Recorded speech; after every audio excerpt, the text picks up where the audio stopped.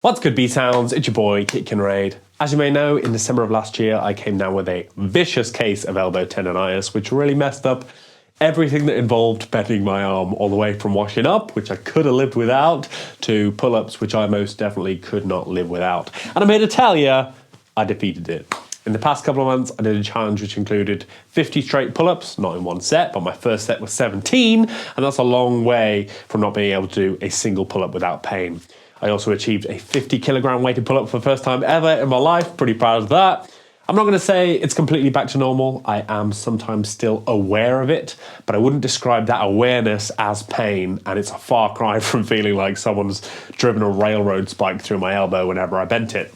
I got through it. I want to help you get through it too if that's something you're experiencing, and if not, maybe watching this video and knowing about it will help you to avoid it. I'm going to briefly tell you what tendonitis is, my experience, and everything I did to combat it.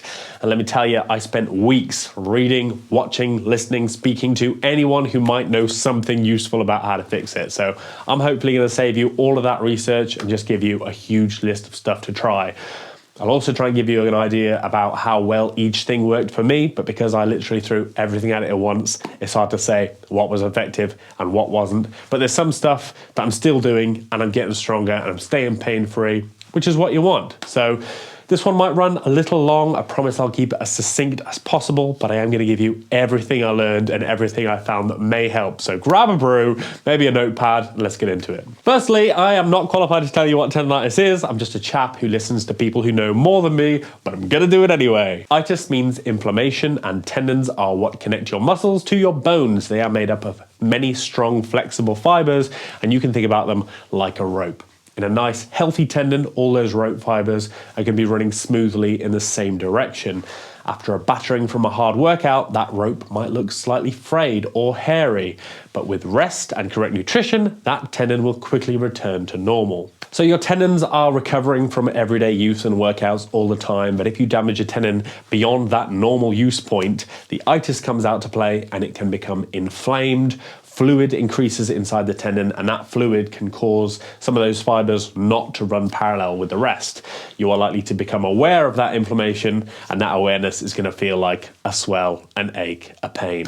If you continue to piss off that tendon, blood vessels and nerves can start running through the fibers of the tendon, which is extremely not good, because obviously nerves are what you feel with, and you aren't going to feel anything pleasant.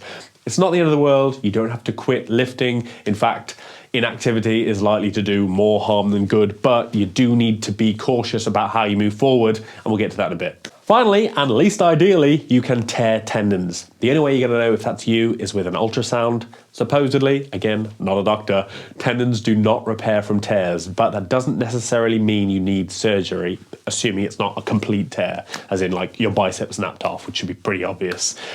You can build the strength up in the intact fibers in time, and I say in time because unlike muscles and organs, tendons do not have a great blood supply. So repair and strengthening takes ages, but it is possible to get back to normal and beyond.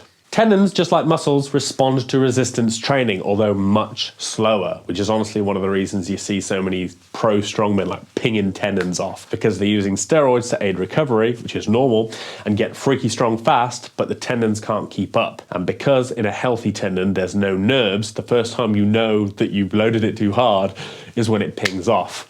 As a natural, you're unlikely to run into that problem because it takes forever to build muscle, it takes forever to get strong, and that is time that your tendons have to respond to the stimulus by becoming stronger and stiffer. You'll hear people talk about two types of elbow tendonitis based on location, which we can call tennis and golfers. Tennis is on the outside of the elbow, think about a backhand, and golfers is on the inside of the elbow, think about a golf swing. My pain would have come under the golfer's brand, so that's what I focused on, but most of what I'm going to talk about would work for either. So hopefully you have a better understanding of what's actually going on, whatever your case is. There is something you can do about it. What I will say is it will probably take more time than you want it to. If you'd have told me last December that I'd still be aware of my injury next October, I'd probably have been even more depressed about it than I was. But if I hadn't experienced that snap, I might not have focused on it so hard. I might not have got that 50 kilogram pull-up.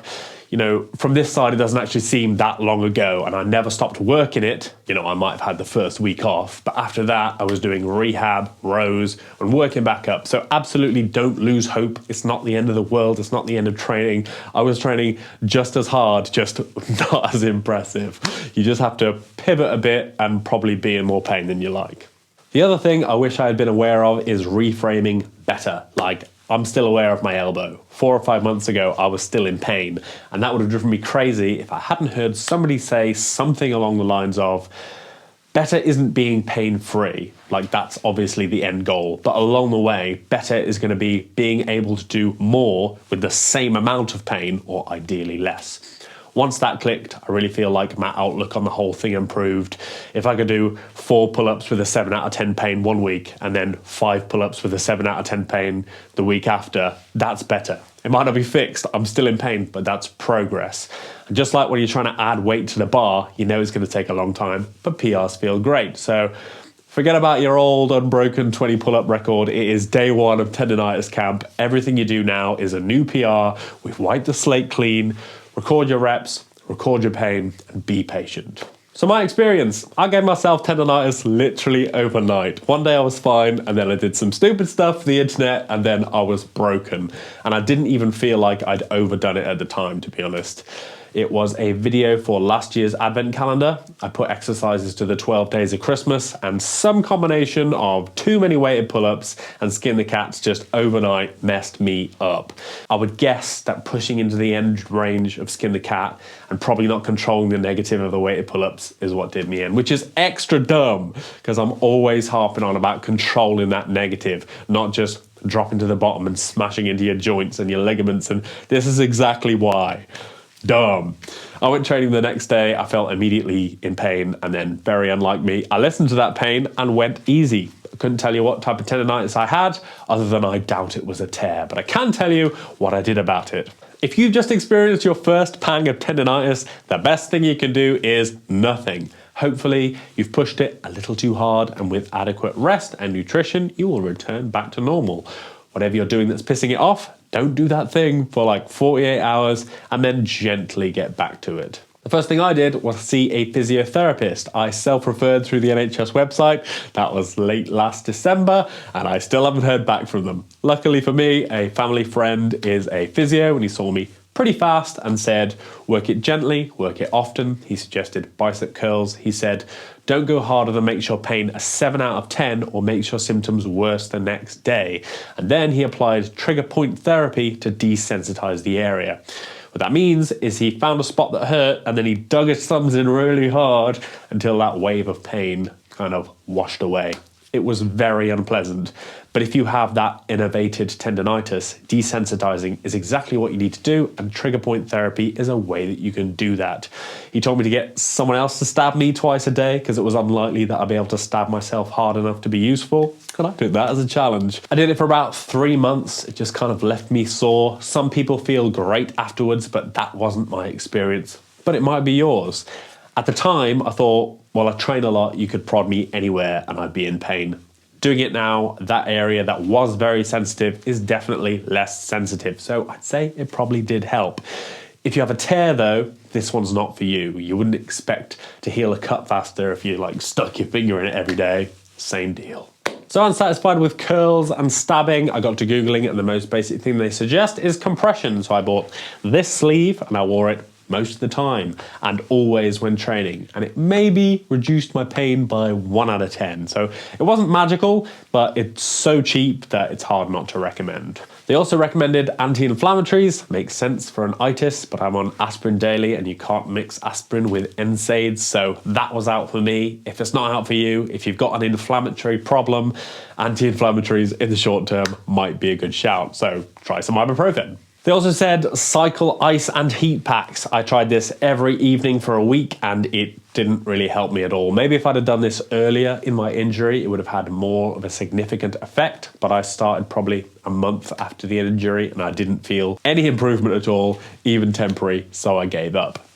Maybe it'll help you. Then learn about a thing called voodoo flossing, where you take this long, thin resistance band type thing and you wrap the joint up super tight, and then you work that joint, moving through a regular range of motion, hitting but not holding stretches for like 2 minutes, and then taking the band off. The idea being that the tendons have poor blood flow, so restricting the blood flow even further, creating a need for blood, and then taking the band off kind of floods the tendons with fresh blood. And you can do this often. A lot of people were doing it as prehab, and they were saying, pain, floss, no pain.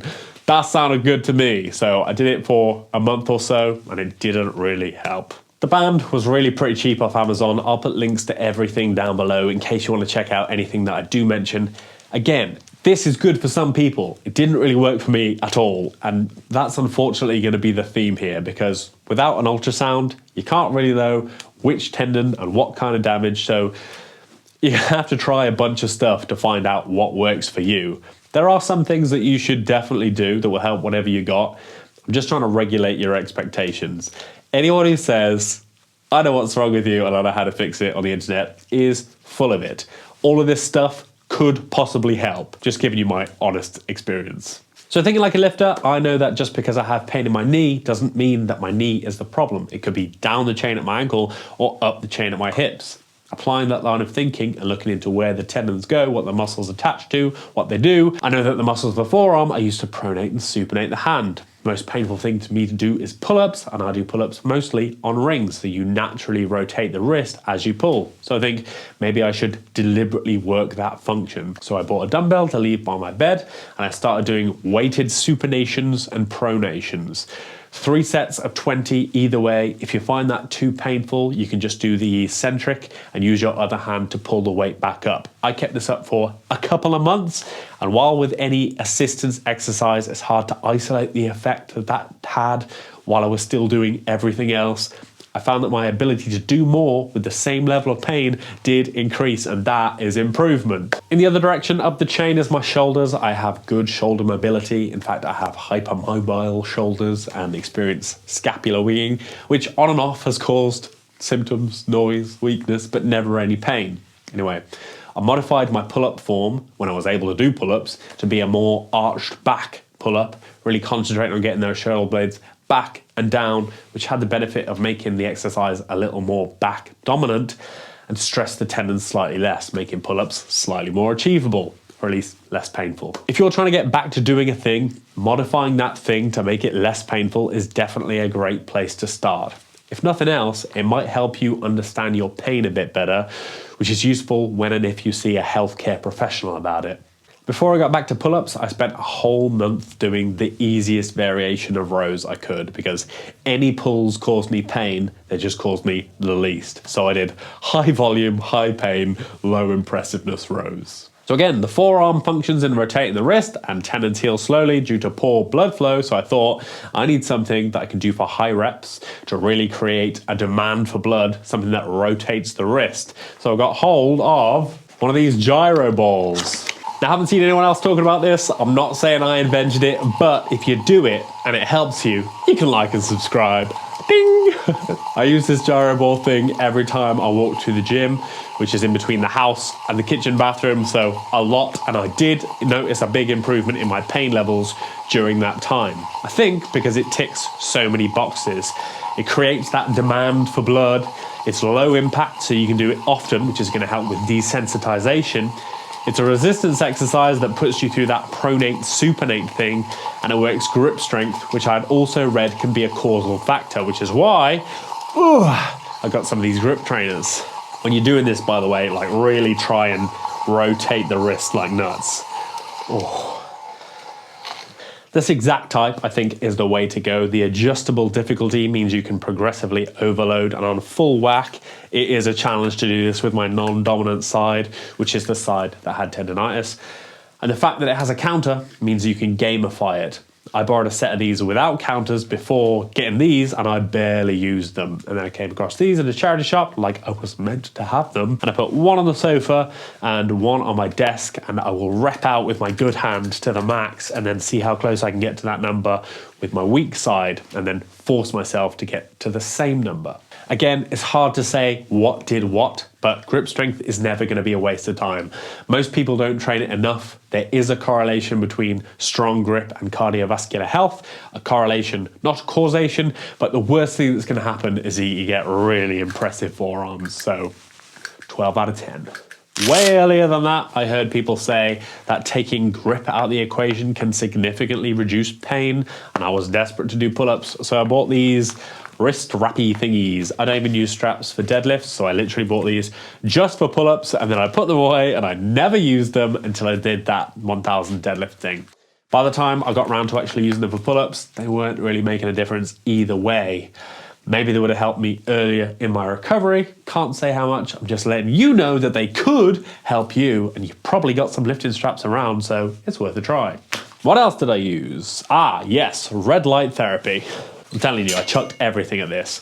Again, charity shop find. It's a weird massage 1D thing. It vibrates, doubles on one end, and then it's got an infrared therapy gun on the other. I did this every evening, several 5-minute sessions. It felt warm. It felt nice. Did it help? I don't know. Eddie Hall thinks it might, so there's that. As my pain levels reduced, in order to back up my pull-up, I wanted to do the most similar but incrementally loaded thing I could think of, so I did lat pull-downs. I did a lot of them. 3 sets of 50 reps a day, and I started doing this in between neck training sets when I was doing that 30 days of neck thing.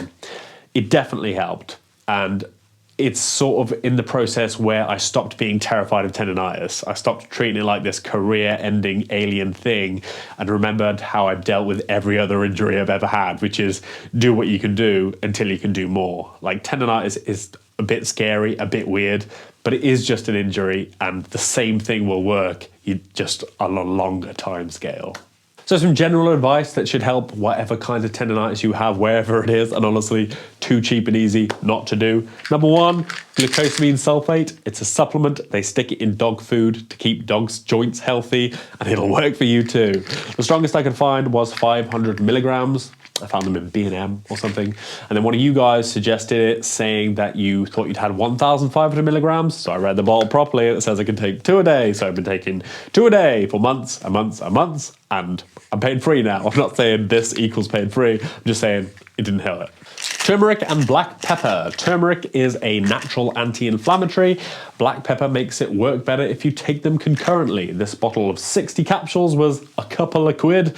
All you have to do is swallow it, so you'd be silly not to.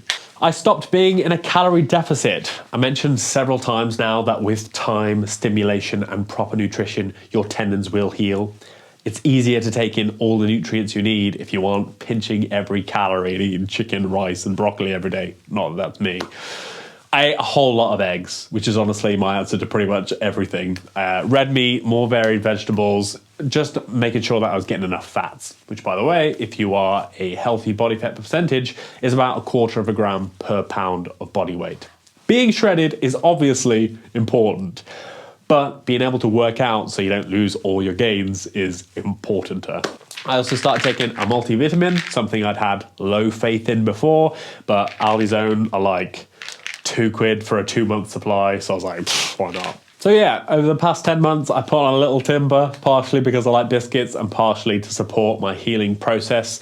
I also trained a lot of assisted one-arm pull-up stuff just so I could do pull-ups without pissing off the tendons. So now I have one bicep that is visually larger than the other, giving me the incredibly aesthetic wanker's arm. But I'm pain-free, I train without thinking about it, and everything along this long journey has absolutely been worth it.